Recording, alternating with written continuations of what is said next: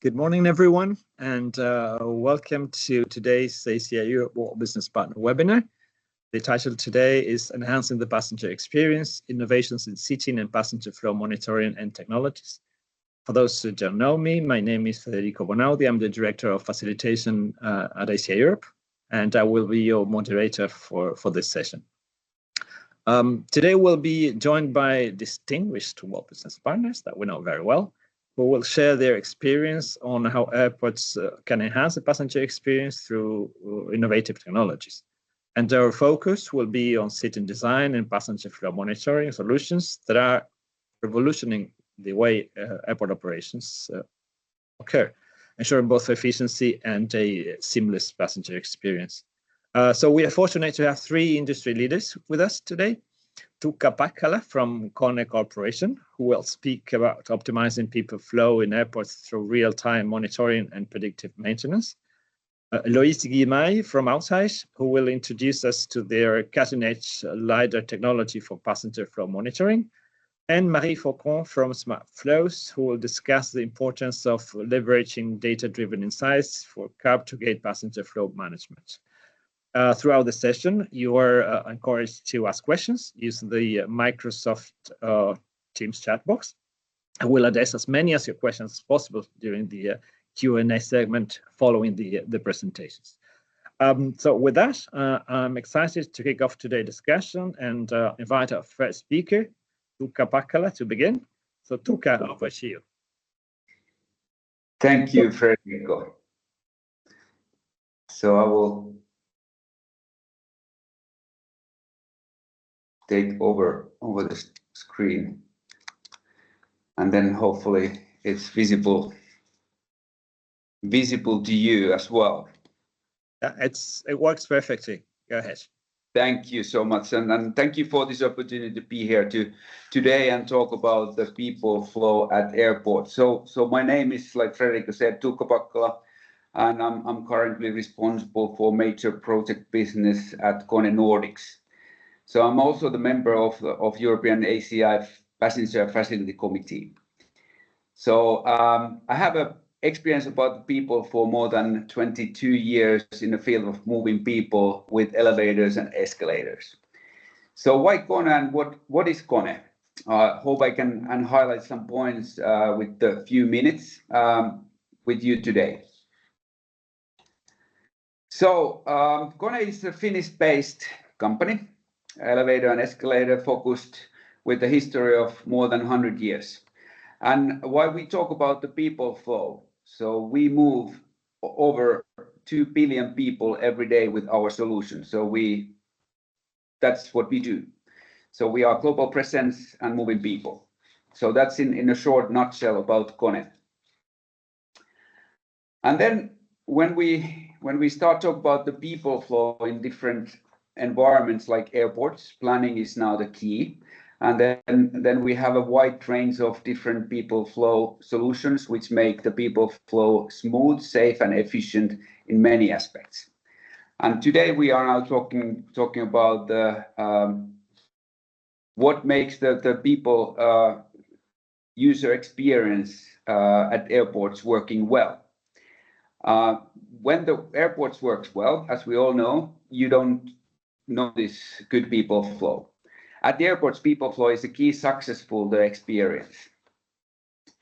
Make the journey smooth, fast and safe, shorter travel times, avoiding cross flows, bottlenecks, and then importantly, managing people flow with the real-time data is now the key. What is now the basis for the planning. And then how we then do the planning at KONE. So at first we analyze the vertical and horizontal traffic with accurate scope that what we are now then doing at that time. And then we stimulate the different real-time scenarios. And with those scenarios, we simulate those to utilize the 3D modeling, to detect problems and kind of like how to make it happen, and then possible challenges as well. And then at the end, we make a proposal how to improve people flow with the possible solution what is now available. And what is now then this means in a practice, and I think we will hear today a lot of different possibilities. But on this slide, I took an example of one simulation where the customer wanted to see a potential solution and impact to the people traffic in a ticket hall environment with the increasing population in the coming years.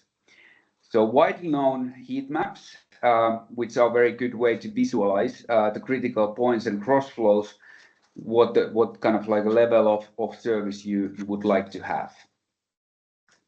And then once we are actually linking now the people flow planning into this life cycle approach, and sustainability plays very important role at KONE.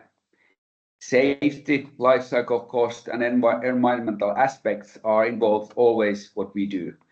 Whether we are building the new facilities or keeping existing running 24/7 or upgrading existing solution when those are like came to the end of their lifetime, it's very essential of kind of like a whole circle of lifetime.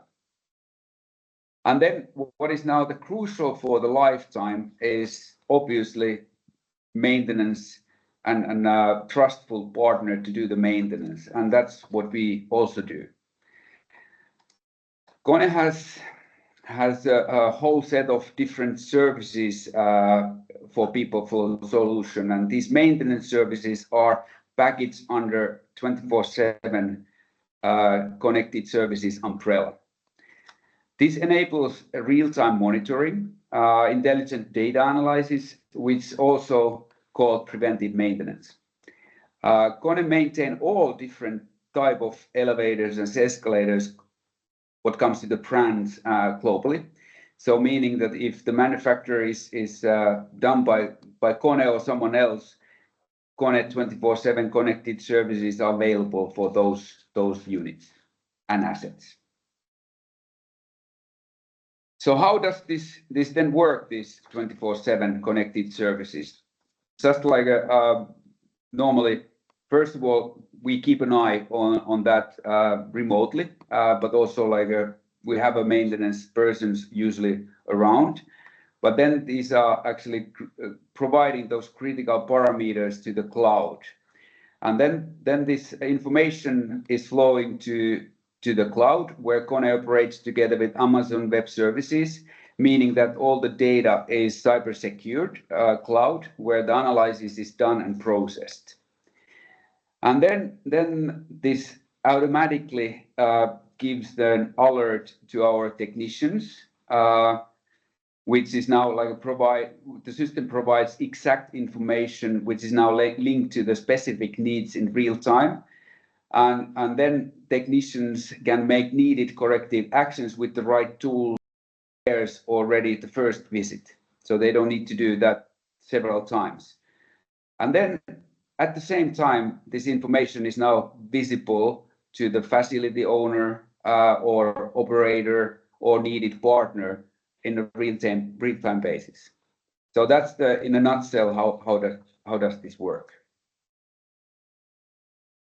But then what else this can then provide is now, since we have a data and are now linking now this to other services, we are now talking about the KONE ecosystem and KONE service-based assets.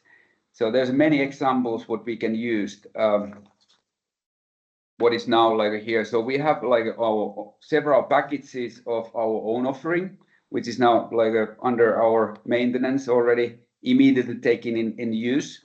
Then there are possibilities to channel the needed information to the needed data information to the customer applications or building or airport operating systems and asset management planning. But then also this gives an opportunity to build up together with KONE ecosystem the third-party solution providers with the data that we are now collecting from the assets, and that's called KONE ecosystem. So then this is now customer solutions is enabled by KONE API solutions, whatever data is now then required. So there's an open application for that one.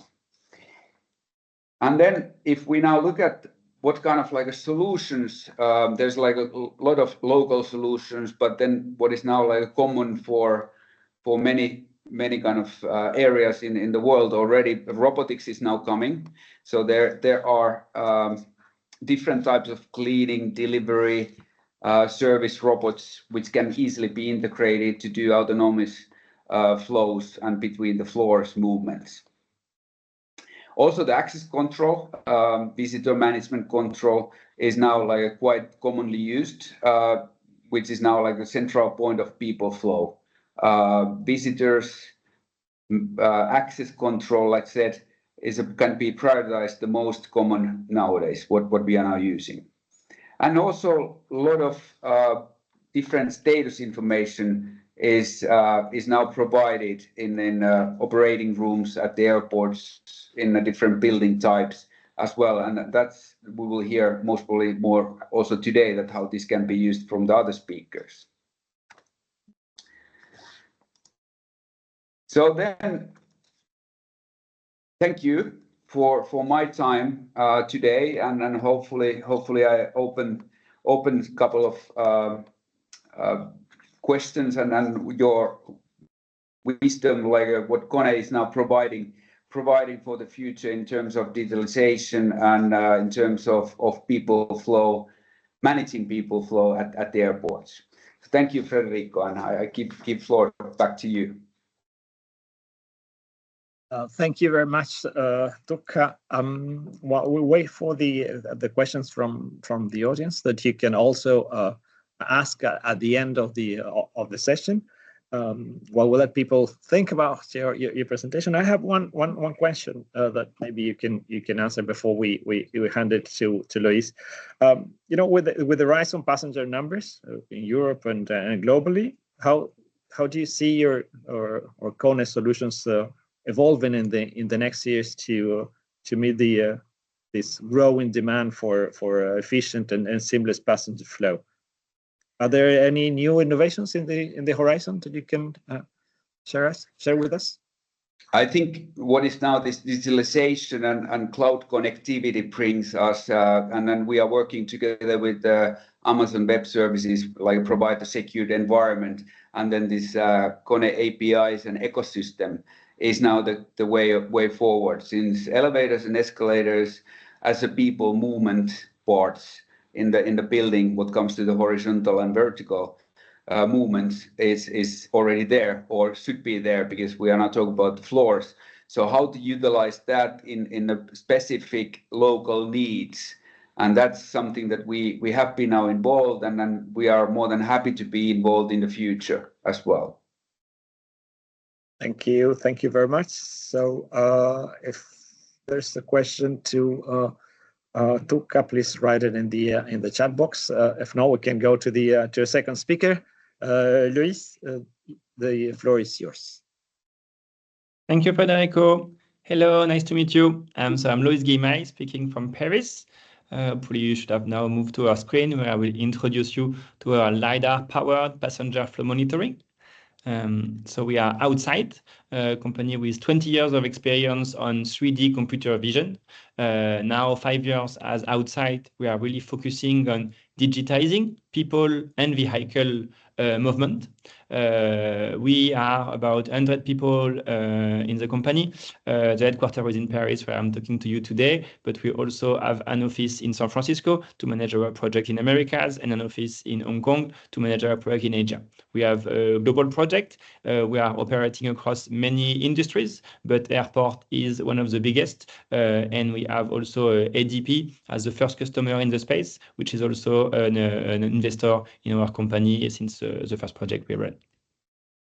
So what we do for airport is really empowering airports to deliver exceptional passenger experience. And how do we proceed? By providing full situational awareness, really a deep, detailed understanding of the flow across the terminal.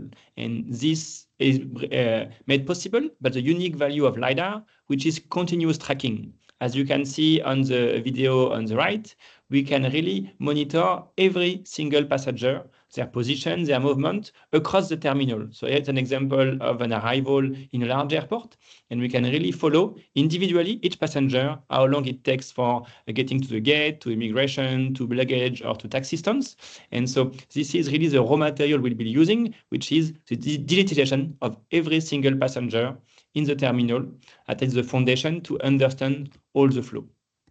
Once you can get to this level of insight, this can really change the way to work inside the operation. You can have two categories of use cases. First, real time.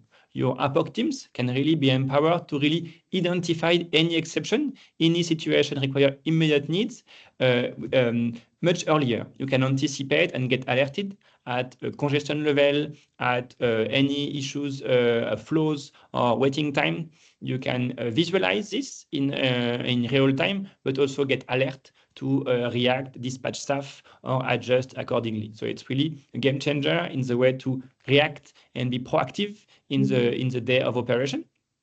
But this level of insight will also allow to have a much more granular data for improving planning and operation on the long run. This level of detail on data can, for example, help to have a very fine understanding of the usage of a kiosk, of self-service kiosk. Do you have enough? So any improvement on the asset, on facilities, on future terminal layout will be improved by the knowledge of the details of the passenger flow.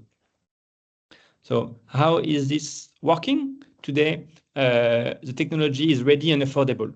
For a very long time, LiDAR have been considered expensive because it was really used mostly in two categories. It was used for mapping, for doing 3D static map, or for self-driving vehicle, robotic or self-driving car, which was very low volume, so the sensors were expensive. Nowadays, the LiDAR are being used in every high-end car in China, in a lot of automotive volume have been growing. So there's a lot of competition and a lot of new players in the space, making it very highly performant and cost-effective.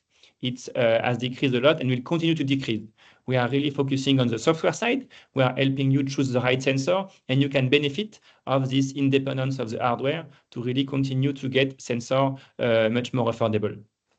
Second, with platform like Outside, using LiDAR is easy. We make it plug and play because each LiDAR sensor has a different format. Each manufacturer often have proprietary format. So we are helping to make it easy to connect to sensor from different manufacturers, to choose the right sensor, and to get out of the box KPI relevant for your business. And the third topic is data processing. The advance of modern architectures with hybrid cloud make it easy to deploy advanced computing quickly without specific complexities, especially as LiDAR does not require our platform GPUs, which are the most expensive part of our server, so it can be also affordable and easy to deploy. So how it works? So the first thing is the sensor. The sensor itself, LiDAR, it's a different, it's similar to a radar or a sonar. It's an active sensor, meaning unlike a camera, it does not need external light. It will send its own light in a different wavelength, but cannot be seen, which is completely safe for the human, and it will be reflected by every object. So everything reflected will give the laser light back to the LiDAR, and so it will measure the time of flight and a distance. And the basic information is the unique value that it can work in any lighting condition, at night, under the sun, outside if it's raining or snowing, many conditions when a camera will not see, a LiDAR will still have a very reliable input. It's very accurate, up to 1 centimeter level of accuracy at more than 100 meters away. So in the end, you can cover very large areas. So it's very well appropriate for very large venue like an airport terminal, because you can really cover a very wide space with a small number of sensors. And last point, it is completely anonymous, because in spite of being very accurate, the resolution, the number of points given by LiDAR, is too low to identify your face. So you can see in the screen below the kind of shape. So all our algorithms are based on identifying a shape of a human body or any other kind of shape, but it's not enough detail to recognize an individual. So there's no personal data inside the solution, making it much easier to deploy and protecting the privacy of passenger. And so the raw data of the sensor is this 3D measurement in the area. But then how we make it work with our software is the first level is perception.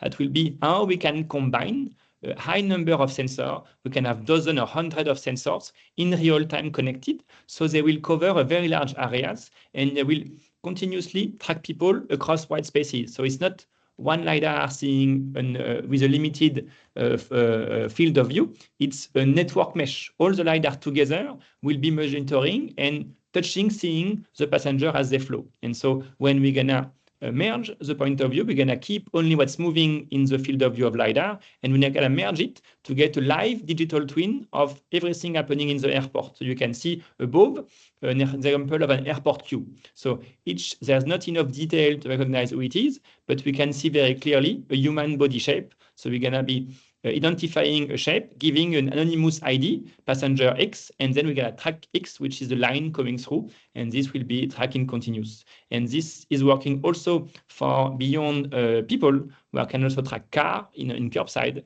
So you can see an example of somebody entering a car. So it's the same. The first level is perception, which is relying on real-time merging the data from the different LiDAR and applying an algorithm to recognize the shape of the person.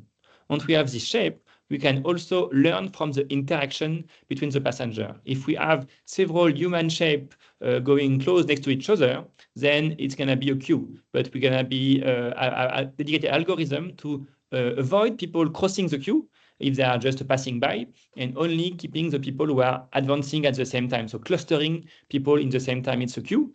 Having close interaction with a counter or a kiosk, we can recognize who is close by. So it's overall interaction, and we can even have advanced classification. Here you see some example of how we can classify a wheelchair for proactive assistance, or classifying a lost luggage to identify the last person close by. And last point, once we have all this data, which is the perception of the LiDAR and advanced situational awareness, we're going to bring this to life into an easy-to-use interface that can be used to display in real time the view of the flow across the airport or the premises. That can be used in real time or in replay. You can go anytime in the past to replay any situation, and you can have live view of KPI and alerts associated. This is available and already bringing out of the box, I would say, airport KPI defined with leading airports, which are combining all the common knowledge of the occupancy, flows, waiting time, asset utilization. So all common metrics, which are already validated and deployed with leading airports. So as an example of the kind of unique insight given, we have been told a lot that accuracy of waiting time is a challenge when you have a change in queue configuration. So it's a quick example to show you. Here we have a checking zone, typical checking zone. At the beginning, there's not so many people. So the configuration of the queue is going straight to the counter.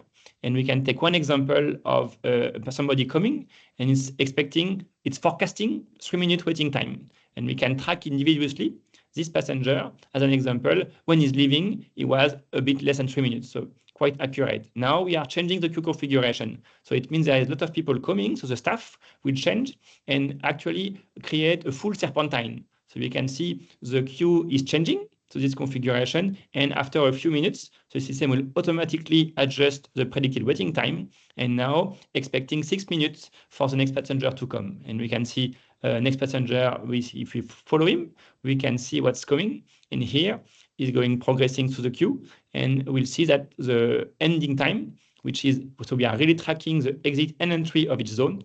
And in this case, it's taken about 6 minutes 30. So same, the algorithm is accurate and robust, including if you change the configuration of the queue. So overall, I try to give you an overview of the value of how we can change the operation. LiDAR can apply across all passenger turf point in an airport.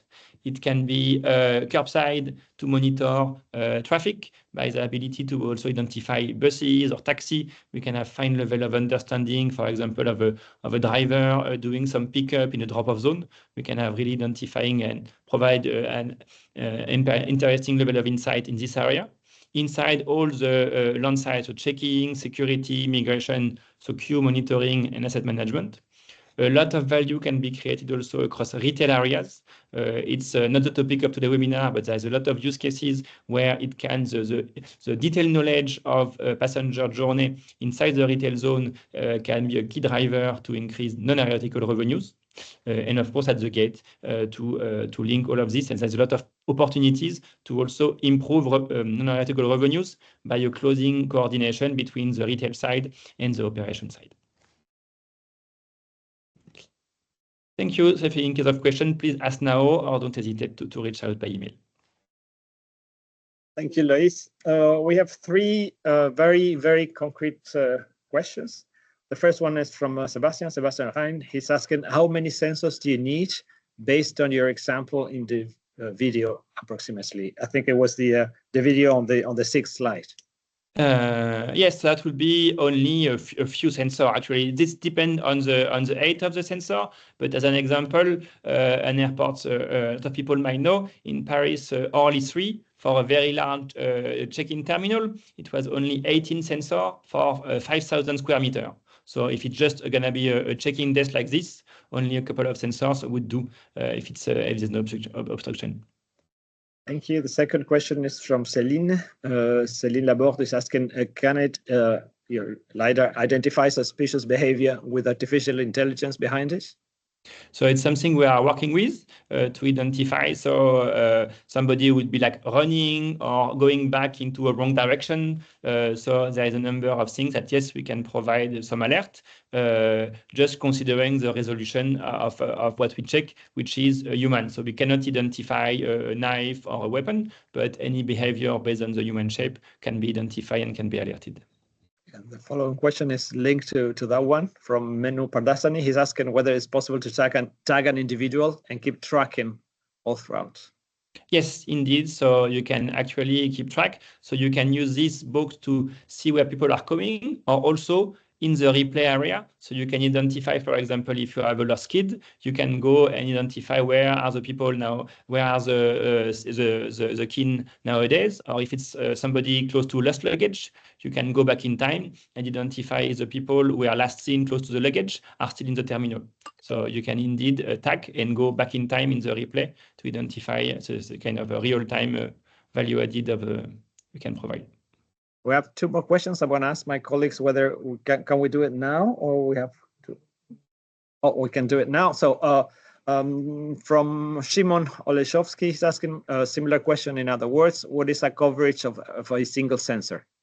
So this is square meters. Yes, so there is, it all depends because it will depend on the configuration of the airport. But what I can say is LiDAR has a lot of flexibility. Unlike, for example, other technology like stereo camera, where you have to be exactly below the zone of coverage, LiDAR, we have many different sensors. We have sensor covering half dome, sensor very directional. So there is a broad range of sensor, of manufacturer, of field of view, and we can optimize. So depending on the setting, whether it's very high ceiling, very low ceiling, lots of obstruction, we are doing ad hoc analysis.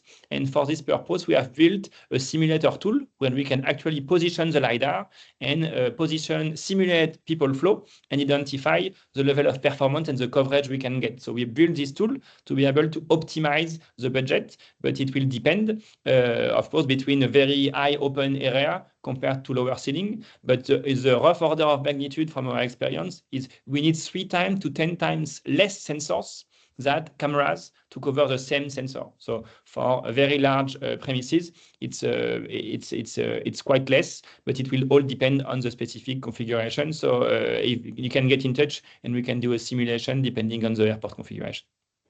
Thank you. We have one last question before we go to Marie. From Ida Fernandez from Düsseldorf. Can LiDAR differentiate between male and female?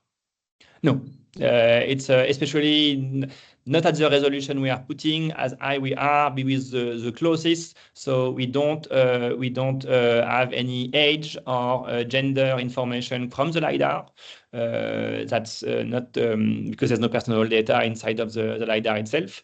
What we can do, if it's, for example, requested for retail, we can combine with other sources of data, because we can also combine with, for example, if you have someplace a camera with computer recognition, then we can combine the data and provide this kind of analytics if required, and if you already have the camera available. But as the LiDAR itself, no, it's anonymous. We cannot identify gender. Thank you, Luis. We'll go to our last speaker, Marie. The floor is yours. Thank you. Good morning, everyone. Let me share my screen. Here it is. If you can confirm if you see it. Yeah. Thank you very much.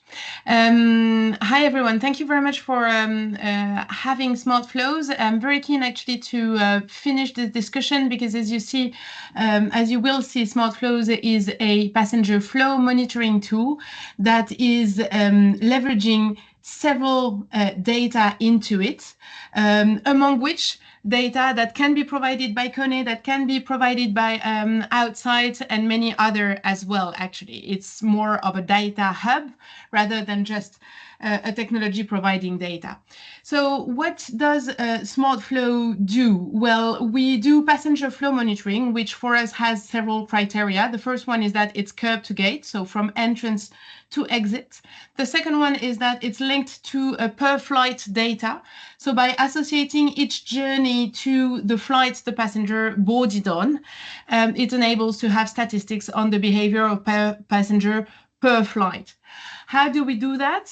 Very quickly. The first point is to leverage a technology that has the ability to grasp the general movements across the terminals, airport-wide.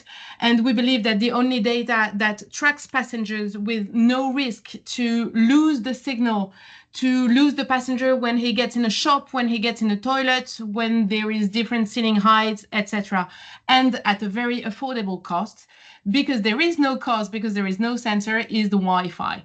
So we work hand in hand with Cisco, Aruba, Xeris, all brands exactly in the existing on the market, to leverage this immediate pre-existing data.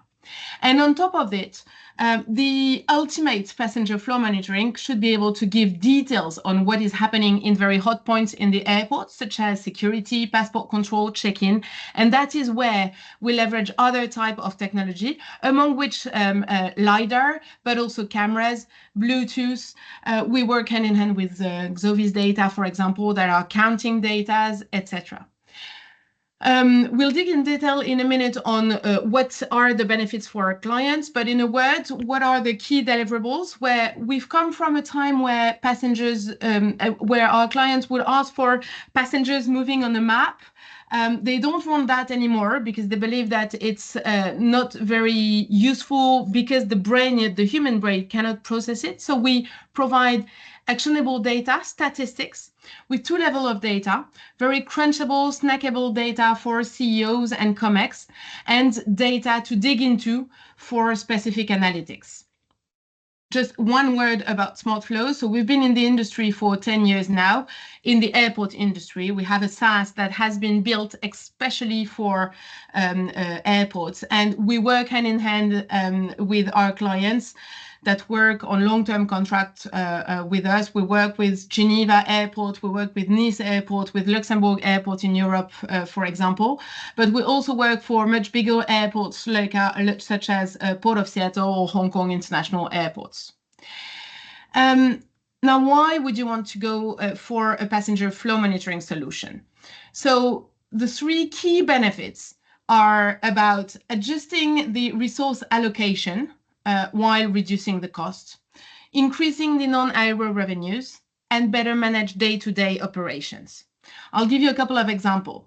The first example, which is currently live in Geneva Airport, is about leveraging the per-flight show-up profiles to better allocate the staff, the passport control staff. So it's the third-party staff. How do we do that?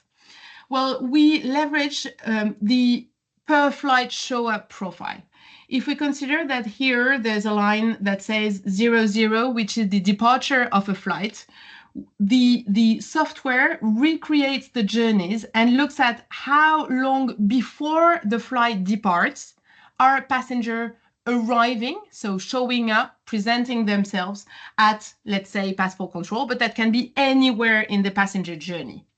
And we see in this example that there's a 30-minute difference between this type of flight here with the blue line that arrives for which 50% of passengers arrive 1 hour and 35 minutes prior to flight, down to that one here where that same 50% of passengers arrive less than an hour before the departure of flight. These 30 minutes makes a huge difference in the passenger forecasted presentation.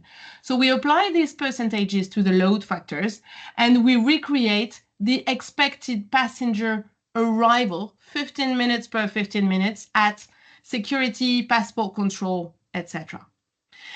This is used to discuss in Geneva with the authorities about staff providing for passport control, but this can also be used for cleaning, for maintenance altogether, so that they increase the passenger experience and improve the passenger experience.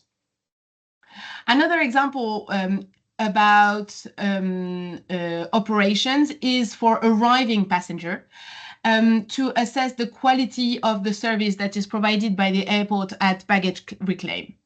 Here we are looking at some data from Toronto Airport. Of course, all the data in the presentation is fake data, obviously, but it's an exercise that we've been doing for Toronto Airport, where we have been monitoring the time spent by passenger at baggage carousels according to the flight they were arriving to, and whether it was within or without the expected quality experience according to the time spent here.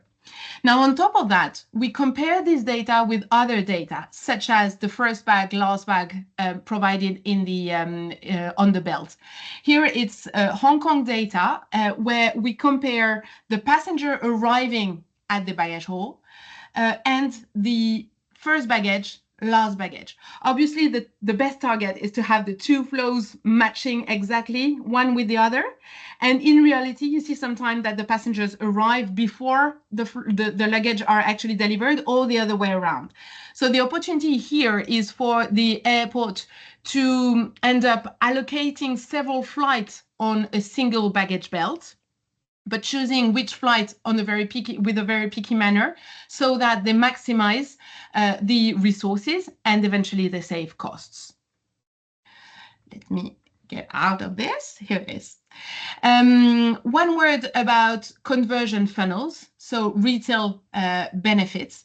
Here we're looking at what we are doing for Nice Airport, which is supporting them in quantifying and qualifying the audience in the retail areas. You in the airport and of course the concessionaires already know who is buying in the retails, at least, not the F&Bs, but the retails, because you have the passenger boarding scan, so you know who is buying. The whole point is to know who is visiting the store, hence who you are not transforming enough so that you can adapt, design the best action plans to better transform. And this is typically where we are very keen to use other technologies, again, like LiDAR. This is the Nice Côte d'Azur Terminal 2 central area on airside. And using LiDAR enables to make a difference between passengers who are actually entering this store versus that one, or this store versus that one. And that's where Wi-Fi is really integrated and combined with LiDAR technology. The last point is about the daily live monitoring of passenger journeys. Here we're looking at Calgary Airport in Canada, which has been divided in areas where the airport, but also the APOC, but also the duty terminal managers, the CEO, the COMEX can overlook in real time the densities, the traffic, and the dwell time in each and every area. This can also send alerts and provides a basically helicopter view of what is happening currently in all areas of the airport. And the very last point about live data is to provide data to the passenger themselves so that they can own their journey in the terminal and know how long it's going to take for them to go from point A to point B. Here it's some data that we provide to Port of Seattle, where we gather some different sources from the video feeds that they have outside on the curb, sources from Google traffic data coming from what happens from the highway down to the curb, and data that is provided by SmartFlows in the terminals and by Xovis at security. We combine all that together, and in real time, we're providing the journey time from outside just outside the highway down to after security. So basically, to sum up, we believe that efficient passenger flow monitoring requires smart technology mix. And that is what SmartFlows does, which is to leverage real-time data like Wi-Fi, LiDAR logs, but also other sources like flight data, terminal maps, people counting data from various technologies, sales receipt, RMS, and AODB data, all entering a single software, which is a SaaS, so it's cloud-based. The data is hosted on AWS in the adequate region of the world. So for Europe, for European airport, the data is sourced is stored in Europe and is GDPR compliant.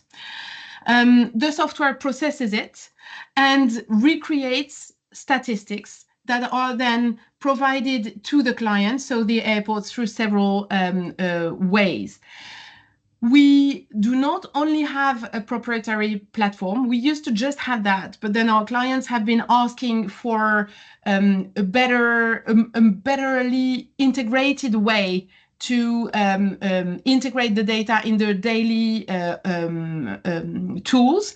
So we also provide real-time APIs that feed the APOC, that feed the passenger information, means such as the web site or the application on the phones.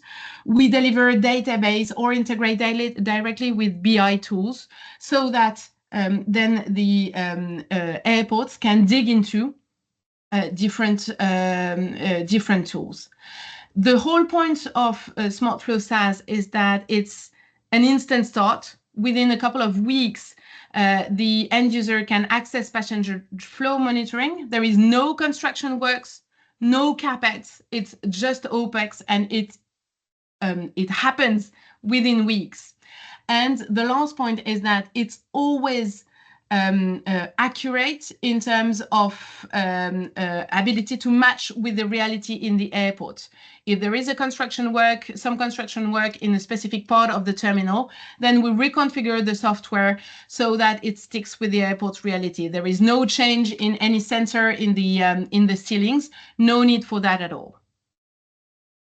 This is it for my presentation. I'm very happy to answer any question. Thank you very much, Marie. Let's see if there's questions for you or for the other speakers. I will give some time so people start writing and flooding us with the questions. But I have a first one for you, Marie. My first question is: given the existence of highly precise data sources, just like LiDAR, why does Wi-Fi still have value, according to you? Well, that's a fair question. There's two aspects to the answer. The first one is project-wise. Any sensor will require CapEx and long-term IT projects and construction works, while Wi-Fi is an instant start because it already exists, it already covers every airport in the world, and so it's an immediate value. And the second one is in terms of benefits, the airports who have nothing, they're blind, okay? So they don't know how passengers are walking throughout their terminals. How do they monitor the passenger flows? Because of course they do things, they do shadowing, they do some qualitative survey. The passenger monitoring with Wi-Fi brings obviously a statistical approach, but based on such a large sample already that it is way larger than the way any human could do. And the data is validated against real data that the airport believes in. So eventually I'd say that the Wi-Fi brings a cost-benefit ratio that is very, very favorable. Thank you. And this new system that you're talking about, how long does it take to set up or install in a terminal or in an airport? So there's no installation properly, but the setup, because very precisely it's a plug and play SaaS setup, the setup takes a couple of weeks. Basically, the work from the airport side is about sharing data. So it's enabling the flows of Wi-Fi logs to go to SmartFlow SaaS, sharing some data. So it's a very easy step. And then it's about configuring the software, which takes a couple of weeks. Then the end user start accessing some passenger flow monitoring data.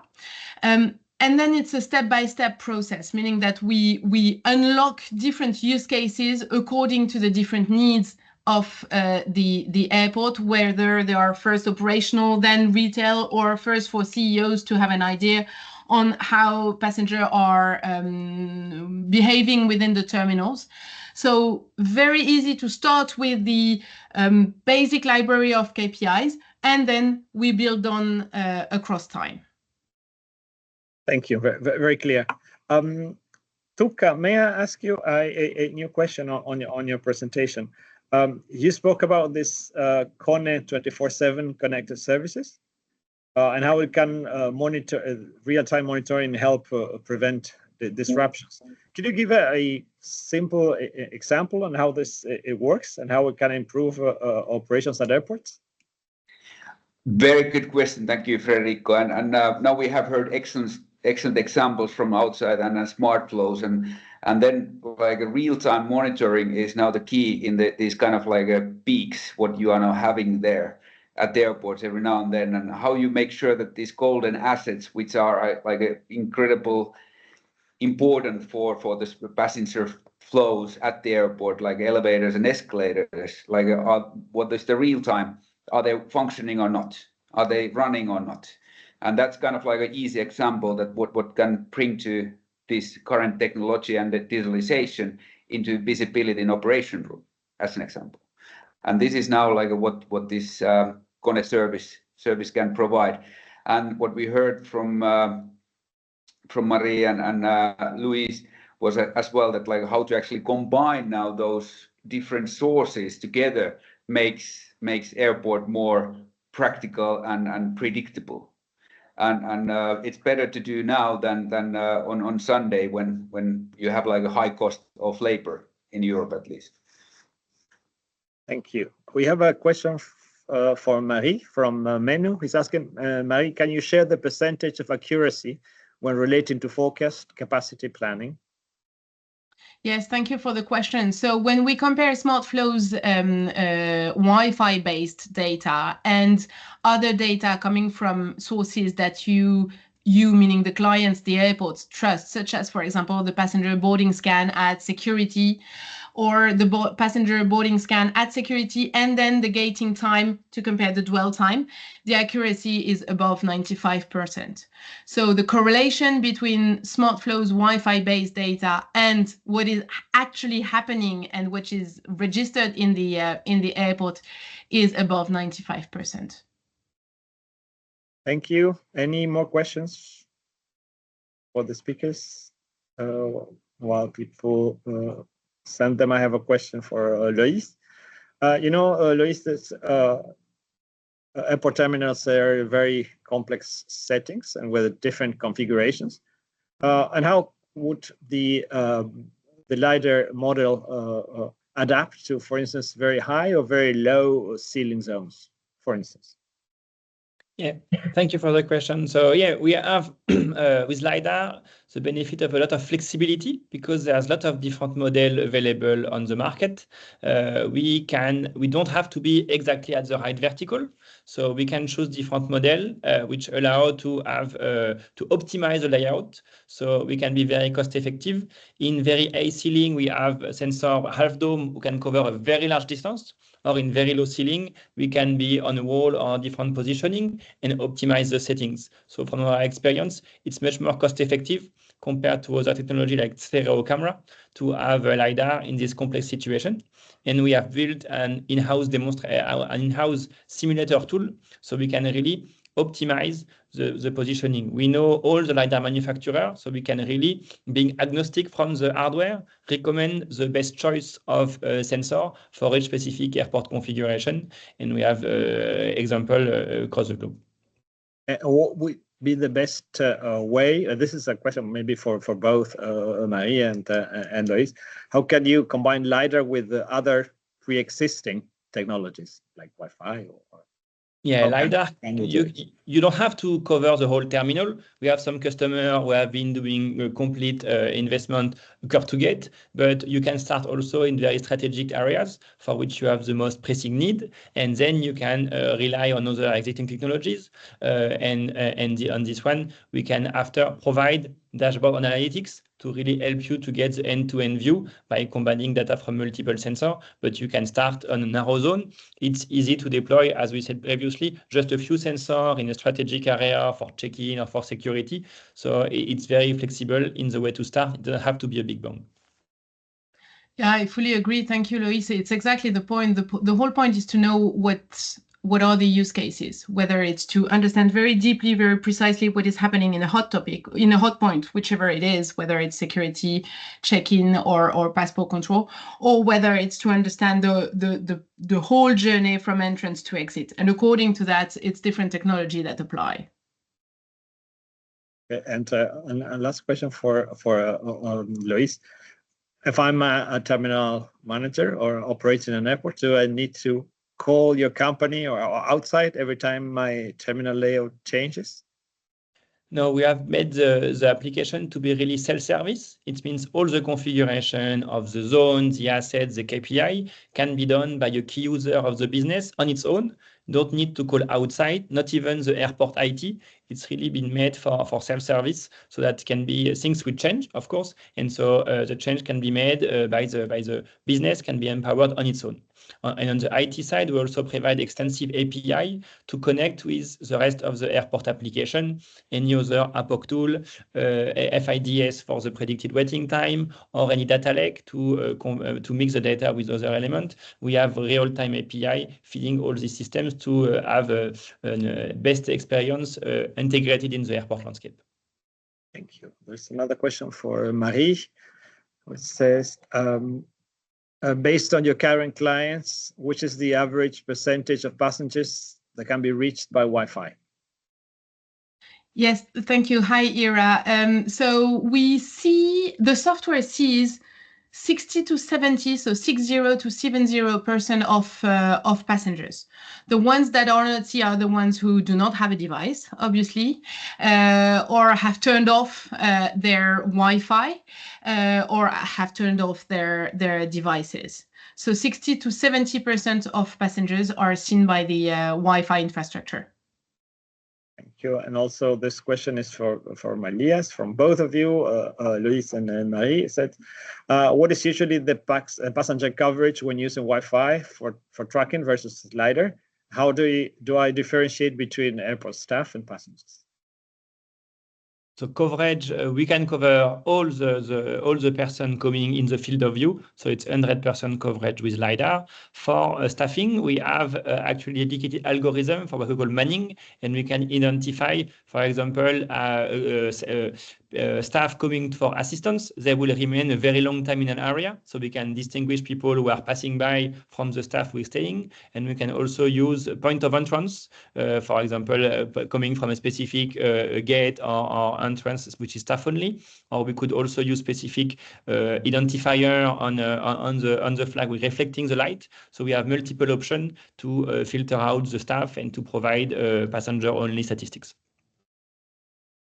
Yes, and for Wi-Fi, the distinguish between passenger and staff is similar, meaning that it's business rules that are applied in the software to separate the time spent in the airport. Staff obviously spend much more time, and also the journey that the people have if they go in and out security, and so airside, landside, it's very likely that it's not a passenger, so they're allocated to staff. Thank you. One final question for Kone, for Tuka. You mentioned that understanding passenger flow and optimizing like vertical movements for instance, escalators and elevators. Airports can really reduce bottlenecks and improve the overall efficiency. How does this relate to non-necessarily vertical movements, movements on the ground when it comes to queues? So how do you complement this? I think you're muted. Yeah, thank you. Good point. So basically, what we have an understanding of how many people are using our assets, or your assets, our service assets, in that sense, and that's kind of like giving a signal that how we are now actually talking about waiting times, and how we are now actually like access certain people to the certain place and guide them as well, and provide this data through the operating system. And then what comes to this vertical movement is also like a very crucial for the outside and the smart flows as well, like how people are like moving between the floors, either elevator or escalator usage. And then when comes to this planning, as you were talking about, like a linear solution, how much if you now actually restructure or redesign airport, how important is now to do the planning in a way that you are now actually having that in mind, that what is now the way of moving people, and then making those visible, and there we can obviously help. Thanks. So before closing this webinar, please, I would like to ask our three speakers if they would like to share or final comments on how you can effectively help our members to put in place your solutions. How come these solutions can be implemented in their airports? Who would like to start? I can start. Yeah, please. So I think what is now like a crucially information is now that I know that now that elevator, for instance, is now very technically advanced equipment at the airport. How to utilize that? It's not anymore the black box or black hole at the airport where you can actually like ignore. So let's start using this digitalization and information more widely, and bring that to your practical use. And in terms of people flow, in terms of efficiency, and then not forgetting like safety and environmental aspects as well, which are very important nowadays for all of us. thank you for all the presenters as well. Like a very, very good overview and how we can actually work together to make airports more sustainable and more digital and more efficient in the future. Thank you. Marie-Loïs?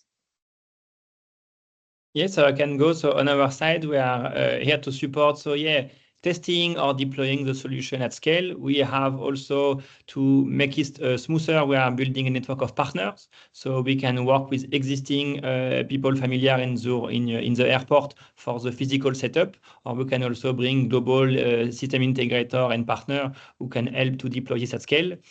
Also on technology side, we are also proven deployment at AWS to simplify, so any cloud deployment. So we are really here to help and test it very quickly, and we have a global so network of partners to make it easier to integrate in your existing ecosystem. Marie. Thank you. So at SmartFlow, so we monitor everything from our Paris offices. It's a SaaS, so we deploy and we put in motion the software from Paris.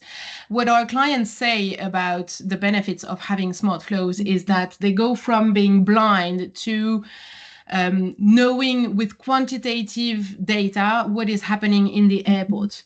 So they have this ground truth that then can be discussed between operations and retail teams. So it's not a matter of feeling and of having the impression that passengers spend time here or there, but it's about proper data, and that's what they gain with the SmartFlows.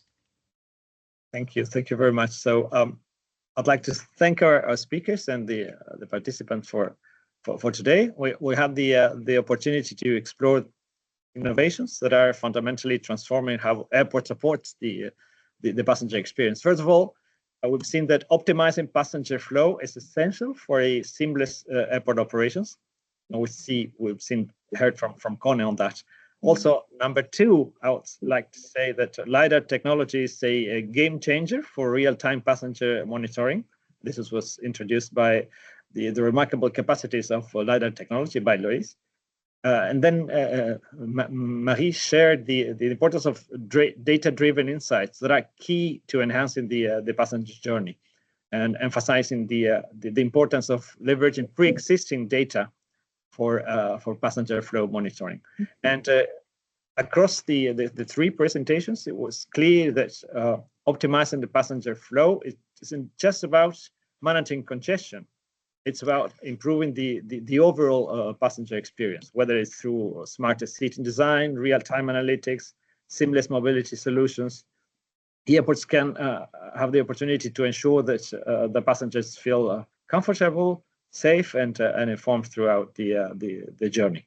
And predictability and efficiency were common themes. As a wrap-up, as I mentioned, it's clear that enhancing passenger experience is more than just a buzzword; it's a necessity today. And I'd like to thank once again Connie, Outside, and SmartFlows, and also the other participants for sharing their ideas on this matter. As final thing, these and other topics are dealt with the Facilitation and Customer Services Committee of ACI Europe, that our three speakers and many of the participants today are members of. Thank you very much.